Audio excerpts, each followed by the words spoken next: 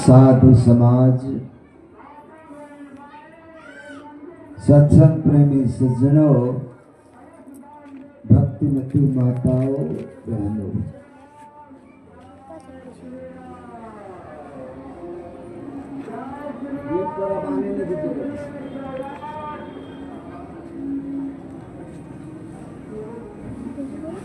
सत्संग के बीच में जो आएगा इधर से। श्री सद्गुरु महाराज की जय।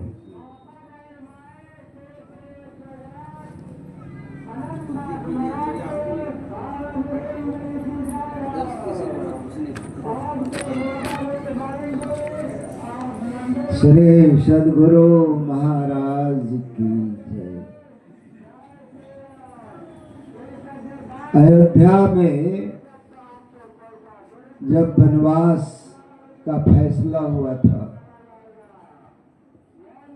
तो सिर्फ भगवान राम को वनवास हुआ था, लेकिन लक्ष्मण जीव है और राम ब्रह्म है। लक्ष्मण कह रहा है कि आपके सेवा के बिना मैं रह नहीं सकता, तो आप जंगल जाएंगे तो मैं राजभवन में नहीं रह सकता, मैं भी आपके साथ जाऊंगा। तो भगवान राम ने कहा कि तुम अपनी माता से सुमित्रा से जाके पूछो,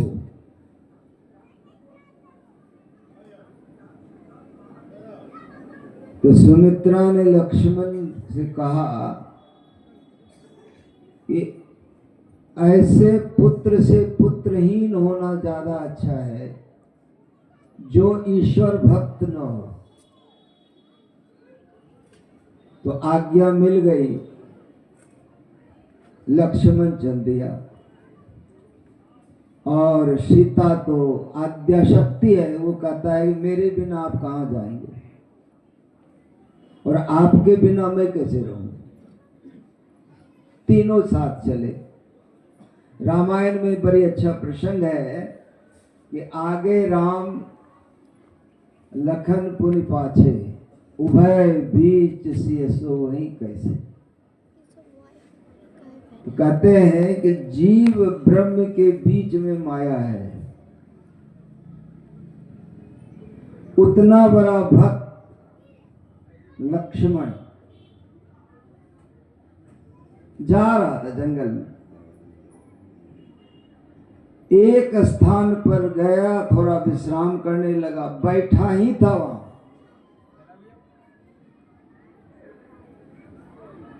कि लक्ष्मण कहने लगा कि भैया वनवास आपको मिला है ना। तो हाँ।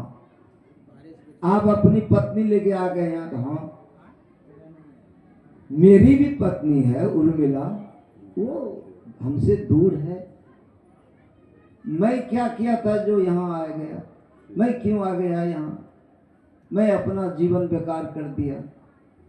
मेरी माँ है, मेरी पत्नी है, मैं रहता अयोध्या में, क्यों आ गया आपके साथ? बहुत अनाप शनाप बोले।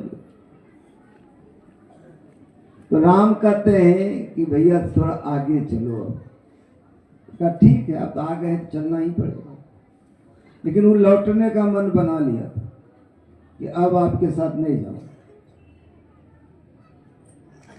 2-4 डेग ही आगे बढ़ा, 2-4-10 डेग जैसे आगे बढ़ा कि वो राम की चरण पर लौटने लगा। कहा कि भैया अपराध हो गया, माफ कर दीजिए।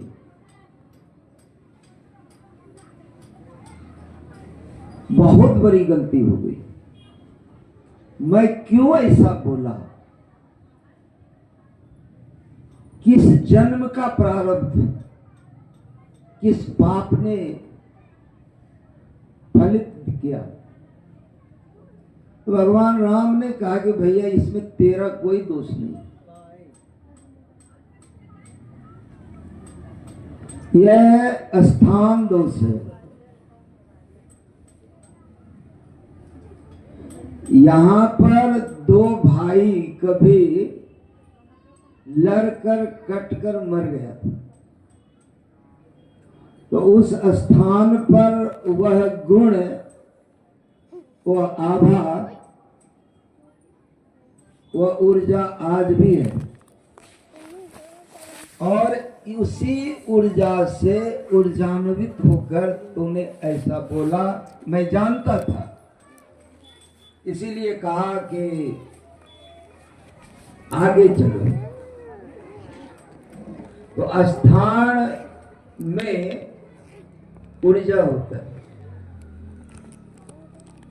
आज वैज्ञानिक भी इस बात का जांच कर रहा है और बहुत हद तक सफलता पाया है, पॉजिटिव एनर्जी और निगेटिव एनर्जी, धनात्मक ऊर्जा और ऋणात्मक ऊर्जा।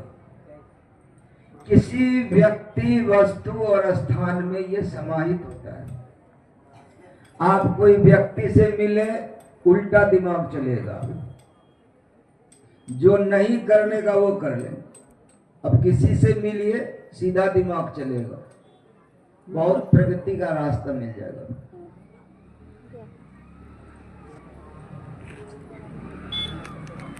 ये तो त्रेता युग की बात है। अब द्वापर की बात बताता हूं। द्वापर में बहुत बड़ा युद्ध हुआ, महाभारत, और कोई दुश्मन के बीच युद्ध नहीं था, भाई भाई के साथ युद्ध। पांडु और जो कुरु थे, वो दोनों भाई थे, सहोदर, और दोनों के बच्चे चचेरे भाई हुए, कौरव और पांडव। इसमें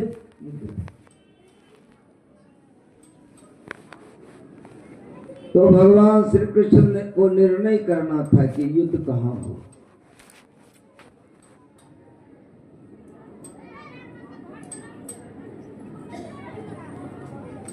कि खटखट कौन ठोक रहा है? कुछ बाहर में तो बंद करे इसको।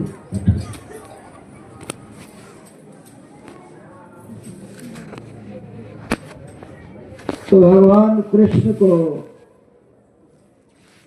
ये निर्णय करना था,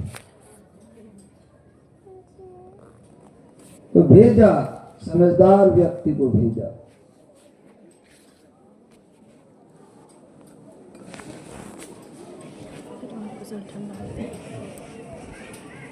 कि आश्रम के हाथे में कोई ठक ठक कर रहा है, क्या ठोक रहा है?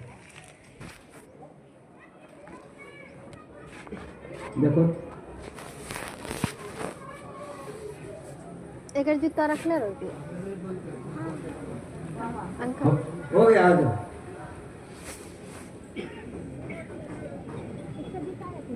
वहां पर जो दूत गया था,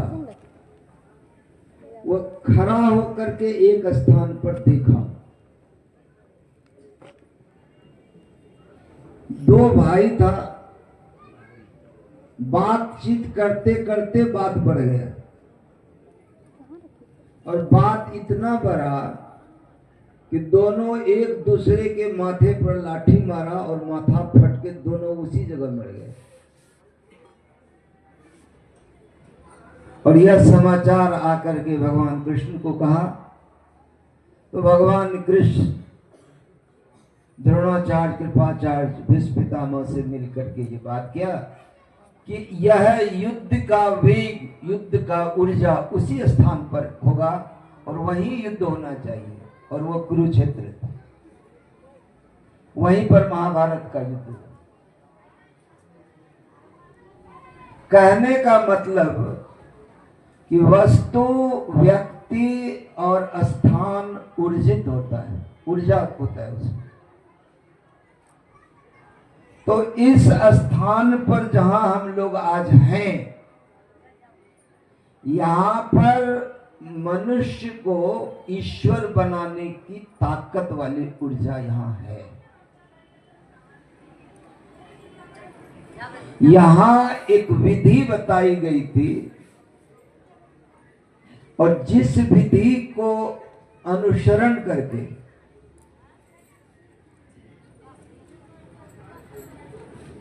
पूज्य संत भुजंगीदास जी महाराज ने संतत्व को प्राप्त किया। और यह ऊर्जा जब तक पृथ्वी रहेगी तब तक अबाध गति से यहां ऊर्जित होगा।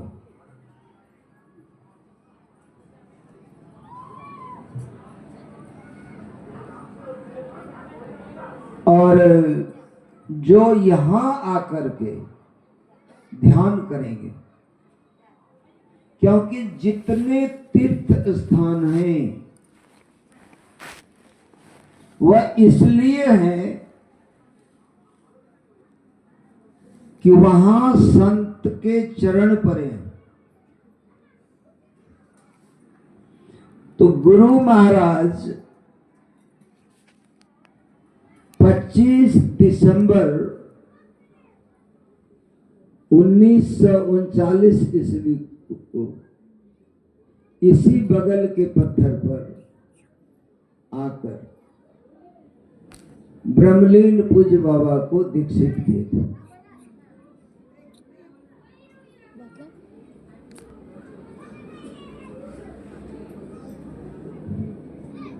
जो हल्ला गुल्ला करेंगे वो बाहर ही रहे, अंदर नहीं आए।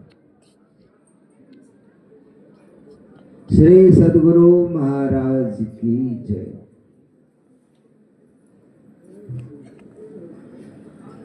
जिसको हम लोग दीक्षा कहते हैं, राधा स्वामी सत्संग में इसको नामदान बोलते हैं और कई मत में इसको शक्तिपात कहते हैं। जिस शक्ति से मंत्र जपते हैं और उसकी ऊर्जा को एकत्रित करते हैं, जब यह ऊर्जा पूर्ण हो जाती है तो पहले स्टेज से दूसरे स्टेज में गमन होता है। इसको शक्ति भेदन भी कहते हैं। मानस जप की ऊर्जा जब भर जाती फिर मानस ध्यान बन जाता है और मानस ध्यान में परिपक्वता होने पर दृष्टि साधन में बढ़ते हैं। तो ये जो मंत्र जप है इसमें ऊर्जा क्यों है? तो मन की जो आवृत्ति है घूमना, जैसे कि आप एक मशीन को डीजल दे करके घुमाते हैं और वो घूमने का जो संख्या है उसको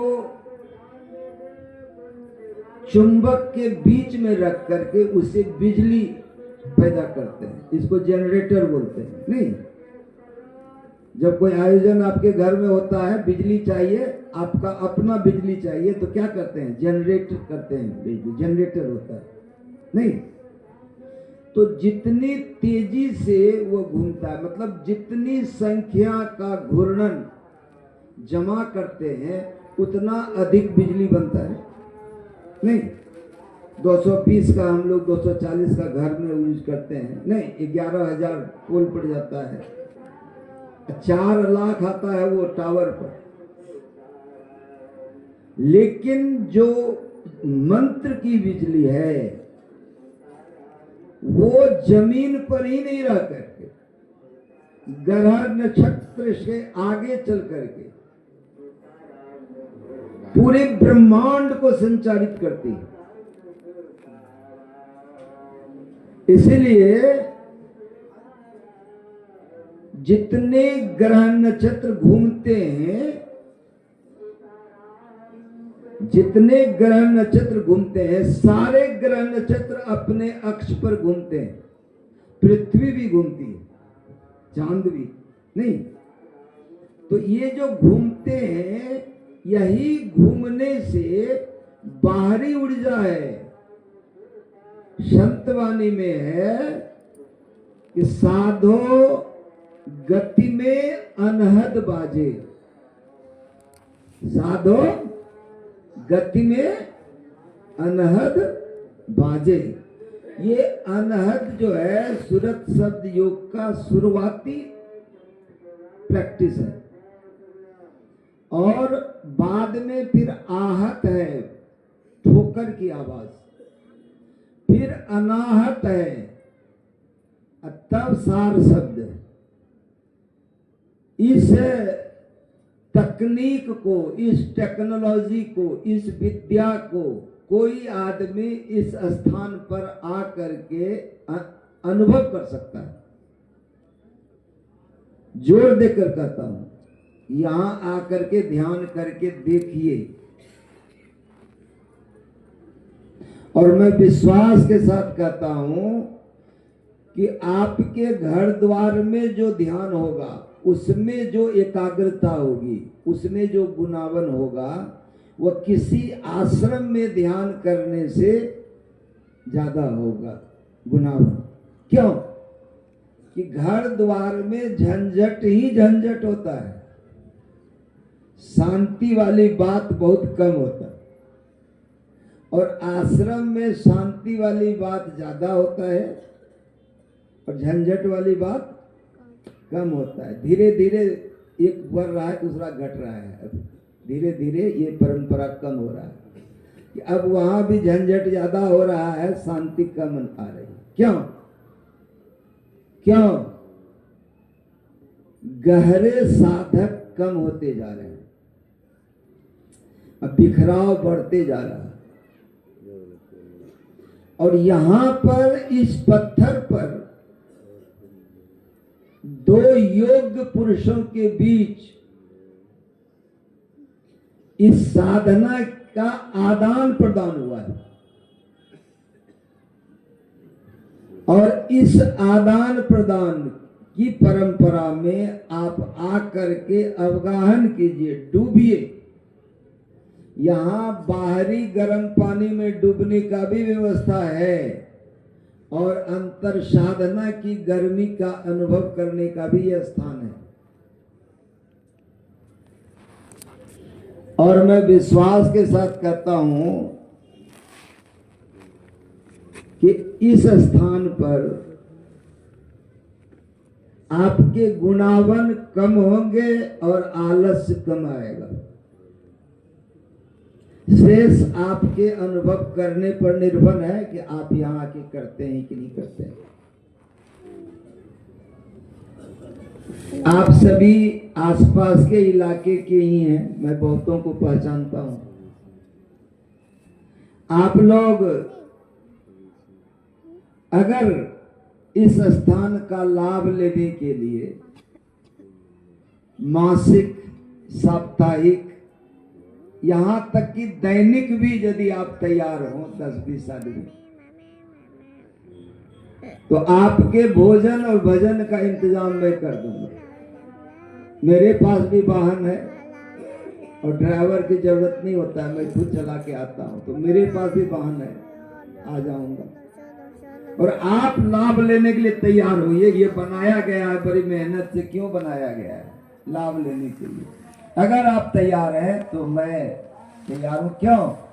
कि 2-4-5 साल में कोई एक जगह में सत्संग करने जाता हूं, वो भी बाहर, बिहार से बाहर। बिहार के अंदर तो शायद ही जाता हूं, बिहार झारखंड से बाहर, और जाता हूं। अभी भी गया, और इस बात, अभी नवंबर में मैं गया था, इस बात का ख्याल करके गया कि मैं सत्संग करने कहां जाऊंगा। आप लोगों को बताऊं कि 20-21 को बदायूं गया था, उत्तर प्रदेश में सत्संग। क्यों? कि गुरु महाराज वहां पर साल में एक बार सत्संग करने जरूर जाते थे, और गुरु महाराज के समय का सत्संग आश्रम है वो, इसीलिए गया। दूसरा स्थान मुरादाबाद गया था, जहां बाबा देवी साहब का स्थान था, गुरु महाराज के गुरु। तीसरा स्थान गया था 24 नवंबर को हाथरस। वह 3 फुट व 3 फुट का स्थान दिखाया वहां के महंत ने, गुरुलोचन दास जी महाराज ने कहा कि बाबा यही 3 फुट व 3 फुट का स्थान है, केंद्र है ये, यहीं से पूरे ब्रह्मांड में संत मत गया है।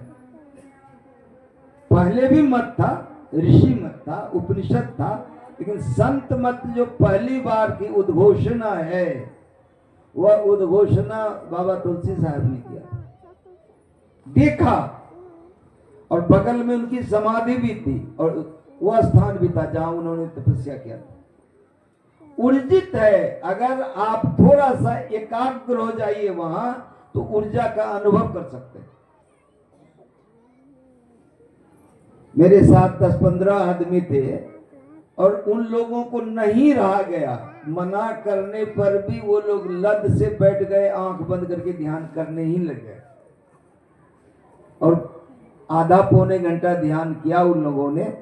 फिर वहां के महंत ने सब कुछ बताया घुमा करके कैसे ऐसे, क्यों वहां ऊर्जा लबालब भरा हुआ है।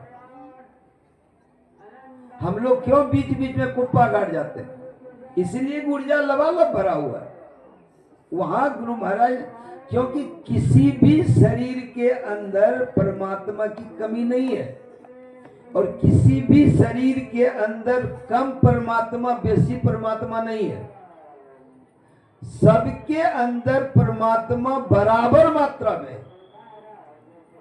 कबीर साहब ने कहा, घट घट मेरे साइया सुनी सेज न कोई, बलिहारी वा घट की जा घट प्रगट होए। सभी जगह बराबर है प्रकट का, क्यों हर लकड़ी में आग है, कोई लकड़ी नहीं है बिना आग का, लेकिन जिस लकड़ी में लहक जाए खिचड़ी उसी पर बनेगी क्या, और पानी से भिगो दिया जाए, संसार के झंझट रूपी पानी में लकड़ी भीग गया है, वो ध्यान करने के लिए भी माथा नहीं उठाएगा, वो कहेगा धो कहां जब भी बाबा जी सुने, बैठ यहां काम कर, यहां कर। ये पानी से भींगा हुआ लकड़ी है, और जो सूखी लकड़ी है एक बार बाबा जी का सुनेगा उसको धुन चढ़ जाएगा ध्यान का, फिर रुकेगा नहीं, वो गाड़ी स्टार्ट हो गया चलता बनेगा, वो चलता बनेगा।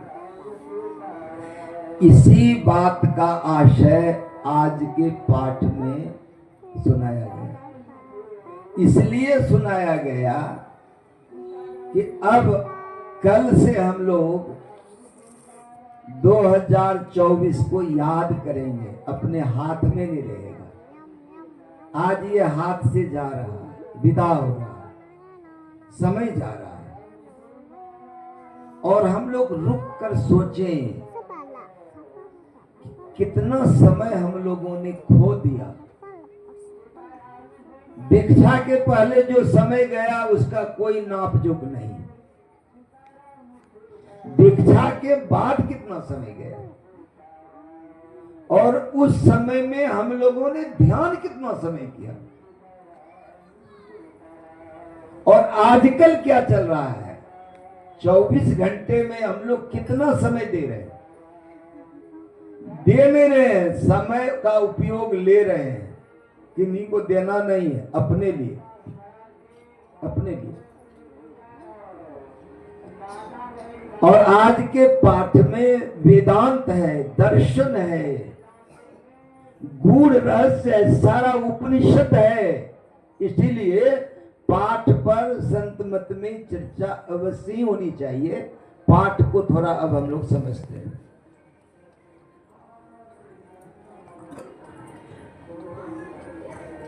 भगवान शिव पार्वती से कह रहे हैं, यूं तो रामचरितमानस जो है वो शिव जी का ही बनाया हुआ है, तुलसीदास ने लिखा है, रामचरितमानस में ही लिखा हुआ है कि रच महेश निज मानस राखा, पाई सुसमय शिवा सम भाखा। कि राम इष्ट है शिव जी का और शिव इष्ट है राम का नहीं।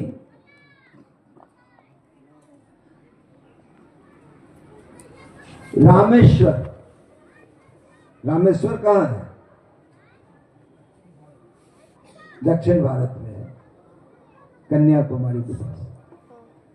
और वहां राम अपने ईश्वर की स्थापना किया है नहीं, रामेश्वर। और कैलाश में शिव जी राम को भजते हैं, दोनों एक दूसरे का इष्ट है। भगवान शिव पार्वती से कह रहे हैं कि पार्वती, इसके पिछले जन्म में तुम सती नाम की थी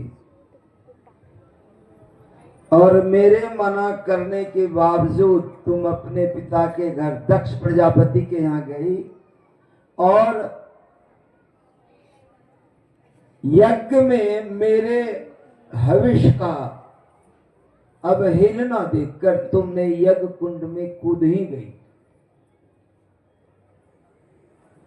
और मैं जब अपने ध्यान में देखा कि तेरी स्थिति, तू जल रही थी, तो तेरे जलते हुए शरीर को मैंने उठाकर इस त्रिभुवन में तांडव नृत्य किया था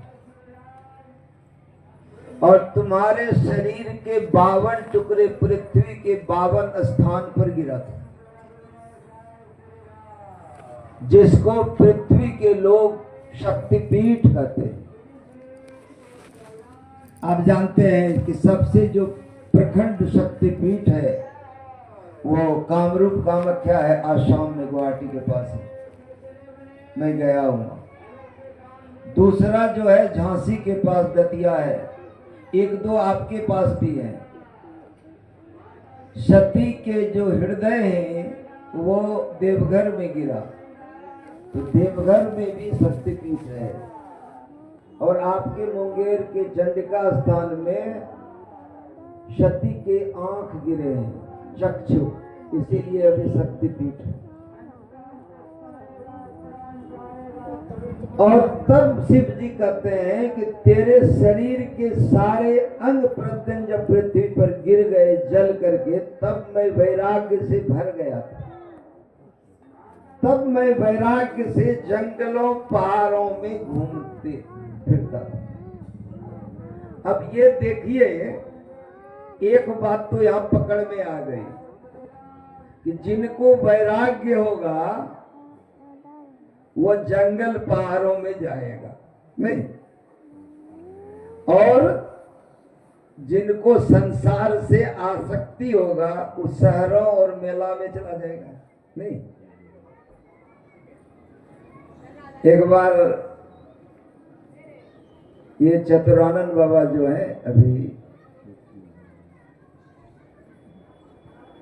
साईं बाबा के पास बाद में है, ये पहले रहते थे। ये मैं बात 1980 की कर रहा हूँ, 78-80 के बीच में कुप्पा घाट नहीं रहता था, उस समय की बात कर रहा हूँ। इनका नाम था चमकलाल मंडल और वकालत करते थे, वकील थे। सादा धोती पहनते थे और मैं बातचीत होती थी उस समय। तो एक बार वो जा रहे थे बंसीपुर, कहलगांव के दक्षिण में बंसीपुर है, मैं बहुत बार गया हूँ, वहीं उनका जन्म स्थान है। कुप्पा घाट से शनिचर दिन जा रहे थे, तो गुरु महाराज को प्रणाम करेंगे ही, तो प्रणाम करके जा रहे, तो गुरु महाराज पूछे कहाँ जा रहे हो? तो कहा हुजूर जात का मीटिंग है, वहीं जा रहा हूं।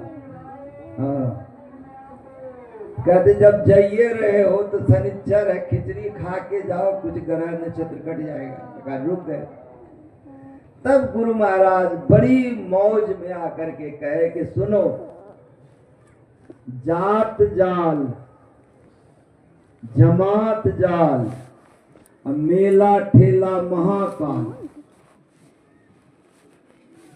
गुरु महाराज के जीवन में अखिल भारतीय हुआ करता था और 1910 ईस्वी में पूर्णिया जिला सत्संग अधिवेशन हुआ था करागोला के पास।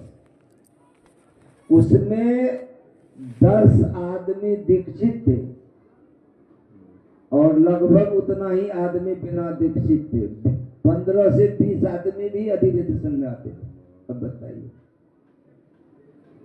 अब होते होते अभी मेला ही होने लगा। गुरु महाराज कुछ दिनों तक अखिल भारतीय महाअधिवेशन को बंद कर दिए थे। आप इस बात को पता लगा सकते हैं, ये तो लिखित है ना कि कौन कौन साल अखिल भारतीय कहाँ हुआ।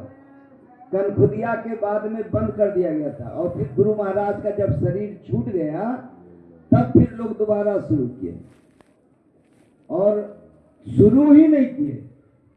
आज लगभग 10-12 अखिल भारतीय होने लगा, मेला ही होने लगा ज्यादा।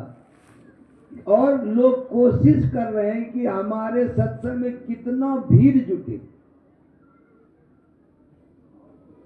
शक्ति प्रदर्शन हो।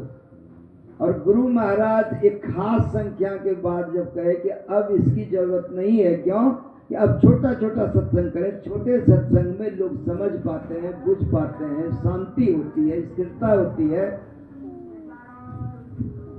तो इसलिए अगर वैराग्य हो तो एकांत खोजेगा आदमी। एकांत शहरों में नहीं, मेला में नहीं, तब कहाँ होगा? जंगलों में और पहाड़ों में। और इसी का पाठ हम लोगों ने सुना, गिरी सुमेर उत्तर दिशि दूरी, नील शैल एक सुंदर भूरी, दासु कनक में शिखर सुहाए, चार चार मोरे वन भाए। कहते हैं कि पार्वती, वो जो मैं घूम रहा था, वैराग्य में घूम रहा था, इसीलिए मैं सुमेरु पर्वत के उत्तर में एक सुंदर पहाड़ देखा, नीलगिरी देखा। और क्या है, उसके कणकमय शिखर थे और वहां पर एक तालाब था और वो जो तालाब था वो मणियों की सीढ़ी वाला था और चारों शिखर पर 4 पेड़ थे, वृक्ष थे बहुत बड़े बड़े, बर पीपर पाकर रसाला। बड़ घास होता ही है, पीपर भी बड़ा होता है, पाकड़ बड़ा होता है, आम का वृक्ष भी बड़ा होता है। और वहां होता क्या था? पीपल तरुतर ध्यान सो धरई, जाप जग पाकर तर करई, आम छां तर मानस पूजा, तजे हरि भजन काज नहीं दूजा, बटतर का हरि कथा प्रसंगा, आवई सुनई अनेक विहंगा। कहते हैं कि तेही गिरी बसई कागा, वो जो कागा था, काग भुसुंड जी रहते थे वहां पर, और 4 वृक्ष पर के पास में 4 काम करते थे। पीपर तरुतर ध्यान सो धरई, वो पीपर वृक्ष के नीचे ध्यान करते थे। जाप जग पाकर तर करई, पाकर वृक्ष के नीचे जप करते थे। आम छां तर मानस पूजा, आम वृक्ष के नीचे में मानसी पूजा करते थे। और बटतर का हरि कथा प्रसंगा, हे पार्वती, बट वृक्ष के नीचे वो कथा करते थे, सत्संग करते थे। और चूंकि वो पक्षियों की सभा थी, गरुड़ जी थे, काकभूषुंड जी थे, तो पक्षियों की सभा में मनुष्य बन के जाना उचित नहीं था। तो मैं भी पक्षी बन के ही जाता था, मैं हंस बन के जाता था। मैं हंस बन के गया। और एक बात बताया कि जो मायाकृत गुण दोष अनेका मोह मनोज अभिवेका, तो ये जो मायाकृत जितने दोष हैं उस पहाड़ के पास फटकता भी नहीं था।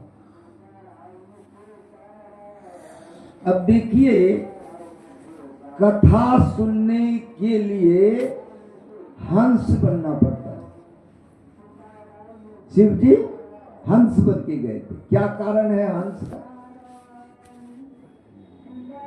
जितने पक्षी हैं आप उनको जो खाने दीजिए, खाने लग होगा तो खा लेगा नहीं, लेकिन हंस वही खाएगा जो उसका भोजन है। नीर और छीड़ मिला के दे दिए। छीड़ माने दूध, नीर माने पानी। पानी और दूध मिला के दे दीजिए तो हंस दूध पी लेगा और पानी छोड़ देगा। मतलब कि क्या सुनना है क्या नहीं सुनना है, और सुनने के बाद क्या बांध के ले जाना है और क्या यहीं पर छोड़ के जाना है, इसको विवेक बोलते हैं। क्या बोलते हैं? विवेक। और विवेक की खेती सत्संग में होता है। बिनु सत्संग विवेक न होई, राम कृपा बिनु सुलभ न सोई। तुलसीदास जी लिखते हैं विनय पत्रिका में, बिनु हरि गुरु कृपा बिना विमल विवेक न होई, बिनु विवेक संसार घोर नदी पार न पावे कोई। विवेक चाहिए। आप सत्संग में बैठे हैं, विवेक चाहिए। क्या क्या यहां से ले जाना है उसको ले जाना है, और बहुत एकाग्रता से जो सुनेगा दत्त चित्त होकर के वो ले जाएगा। यहां जो उतनी एकाग्रता नहीं यहां पर प्रदान करेगा वो नहीं ले जा सकेगा यहां से। और जिसने भी कुछ पाया वो हंस बन के ही पाया। हंस इसलिए भी बनना है कि हमारे गुरु परमहंस हैं। जितने भी महापुरुष प्राप्त किए विवेक से, उसको परमहंस की उपाधि मिलती है। और परमहंस के हम लोग संतान हैं, शिष्य हैं, इसीलिए हम लोग को हंस बनना चाहिए। अब यहां विचार कीजिए, गुरु महाराज व्याख्या करते हैं कि संसार में जितने भी पहाड़ हैं, चाहे वो सुमेरु हो, नीलगिरी हो, कुछ भी पहाड़ हो, लेकिन वहां माया है। एक बाबा बराबर आते थे पाटन में, बड़े जमे हुए सत्संग थे उनके, बहुत अच्छे सत्संग करते थे। उन्होंने एक बार उनको पूछा कि रतन भाई नीलगिरी पहाड़ हो से कहीं की? हम बिल्कुल बाबा, बिल्कुल। वो दक्षिण भारत में आंध्रा के बाद में है उटकमंड, वहां नीलगिरी पहाड़ है, ब्लू माउंटेन। तो वो हमको पूछे, तब तो वहां पर है मोह मनोज सब नए होते हो, मतलब वहां माया का कोई खेला नहीं होता होगा उटकमंड में। तो हम कहे बाबा वहां हनीमून मनवे लोग जाए। तो वो बोला कि की भेले फरछा कहो। हम कहे बियाह शादी हो तो घूमे जाए दोनों जगह। तो बोले तो महामाया होलून। हाँ। तब गुरु महाराज ने भी कहा कि बाहर संसार में कोई ऐसा स्थान नहीं है जहां माया नहीं, क्योंकि ये सृष्टि माया के अंदर बनी है। सृष्टि ही माया है, पूरी की पूरी सृष्टि माया है। तब वो पहाड़ है, रामायण में झूठा नहीं लिखे, तुलसीदास जी भी संत हैं। वो पहाड़ है तो कहां पर है? तो जो कहने की बात होती है, बहुत ऊंची बात कहनी है, तो उसको ऐसे खोल के उस्सट नहीं कह दिया जाता है।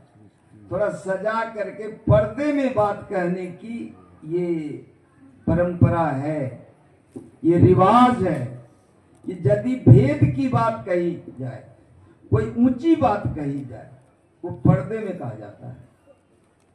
और यहां भी पर्दे में कहा गया है। सुमेरु पर्वत क्या है?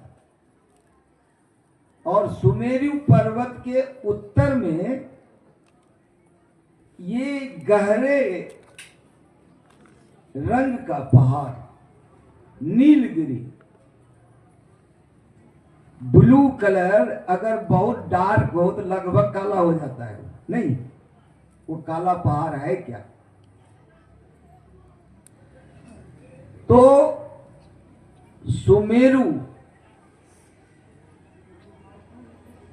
को सु हटा दीजिए। पहले सु क्या है? उपसर्ग है, नहीं पहले लगता है ना, पुत्र है। अब कु लगा दीजिएगा तो कुपुत्र, असु लगा दीजिएगा तो सुपुत्र। नहीं, कोई रास्ता है, मार्ग, उसमें आपस में गप कर रही है, बेटे सामने बैठ के गप कर रही है, मन नहीं लग रहा सुनो। श्री सदगुरु महाराज की। अगर कोई रास्ता है उसको मार्ग कहते हैं, और उसमें कु लगा दीजिए क्या होगा? कुमार्ग। असु लगा दीजिएगा तो सुमार्ग। उसी तरह से हम लोगों के शरीर में मेरु है,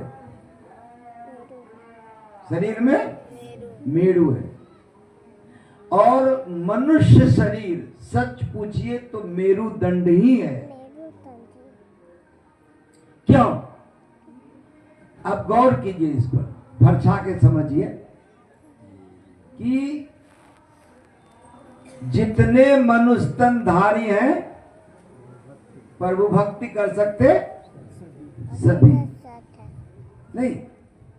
अगर कोई आदमी है उसका एगो गोर कटा हुआ है, हमारे रंजीत बाबा हैं नहीं जो यहाँ रहते हैं, एक गोर कटा हुआ है, ट्रेन के हादसा में कट गया, फिर भी वो मनुष्य है कि क्या कहेंगे? मनुष्य नहीं है। दोनों गोर कटा हुआ भी आदमी होता है, वो भी मनुष्य नहीं। दोनों हाथ कटा हुआ फिर भी मनुष्य है। एक आंख नहीं है तैयो मनुष्य है, और दोनों आंख नहीं है तैयो मनुष्य है। एक कान नहीं है फिर भी मनुष्य है, दोनों कान नहीं फिर भी मनुष्य है।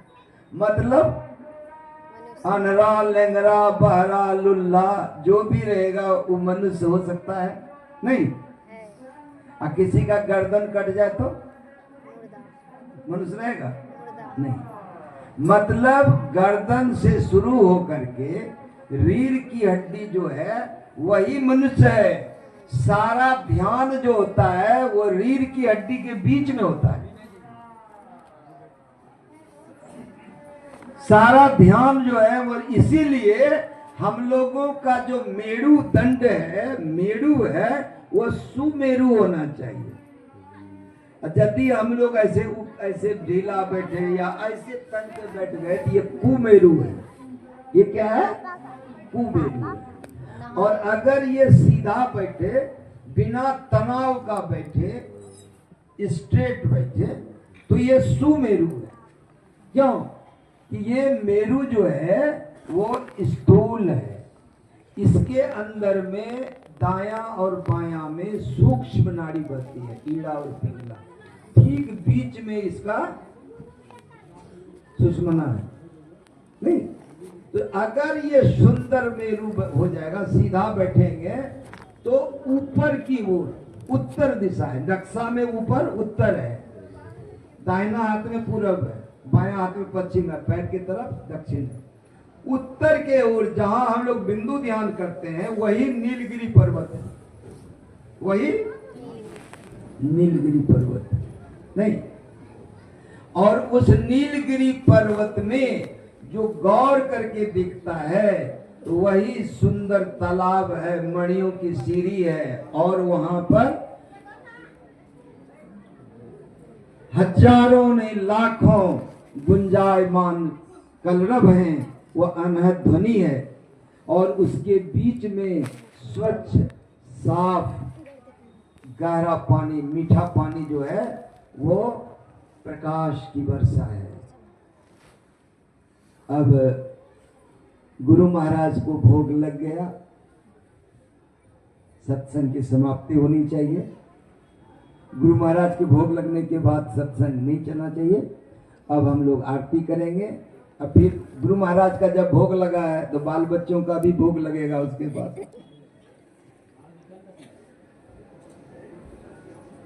भोग चढ़ा